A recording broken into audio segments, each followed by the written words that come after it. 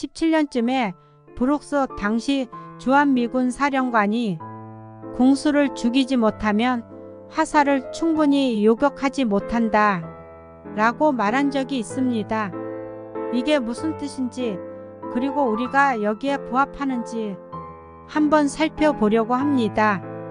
공수와 화살, 이게 무슨 뜻일까요?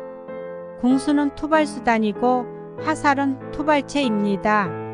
우리 환경에서는 공수라면 텔 같은 것들이고 화살은 그 텔들이 쏘는 미사일이겠지요.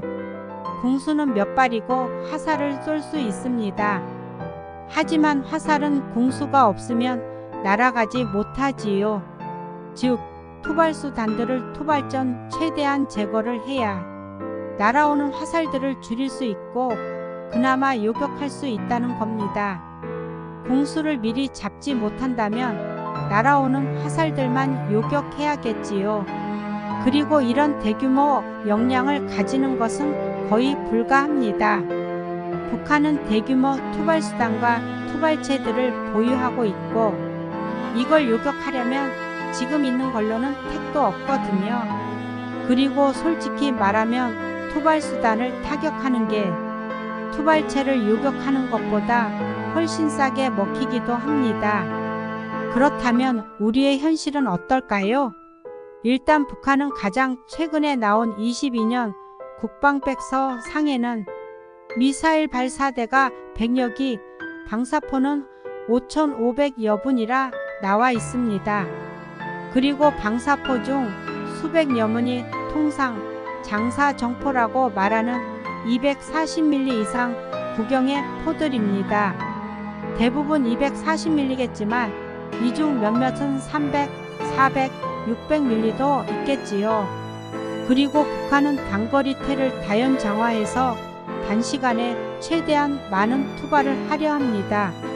우리 입장에서는 이렇게 날아오는 온갖 투발체들을 방어해야 하는 상황이라 보시면 됩니다. 이건 답없는 상황이기도 하지요. 물론 우리 군도 요격을 위해 팩3 도입이나 천궁 개량형 양산, 적어도 요격체계 개발 등 노력은 하고 있습니다만 이걸로는 북한의 위협을 모두 해소하기엔 부족한 것이 사실입니다. 그러면 어떻게 해야, 뭐 어쩔 수 있나요? 정치적인 문제를 부담하고 선제 타격을 하거나 아니면 어떻게든 먼저 지켜보고 있다가 쏠 것 같으면 다 까버린 다음에 선제 타격하거나 그도 아니면 우행 미국 예몽 도와줘 이 지랄을 하겠지요. 뭐 요즘 하는 짓 보면 어처구니도 없긴 합니다만 물론 이걸 하기에 가장 적합한 체계라 함은 같은 TBM일 수도 있지만 항공화력이 제일 적합합니다. 물론 공군의 전력 계획을 보면 그나마 여기에 최대한 노력 중입니다. 그리고 해군도 이런 노력을 하고 있고요. 육군도 노력은 하고 있습니다만 아직은 좀 미흡한 점이 많습니다. 북한의 텔들의 사격 준비 시간이 갈수록 줄어들고 있는 중입니다. 어느 정도냐면 여기서 보고 있다가 쏠 것 같아서 쏜다 쳐도 텔에서 쏜 다음에 갱도에 숨고도 남을 시간일 정도일 겁니다. 솔직한 생각엔 너무 낭비가 심하다고 생각도 됩니다.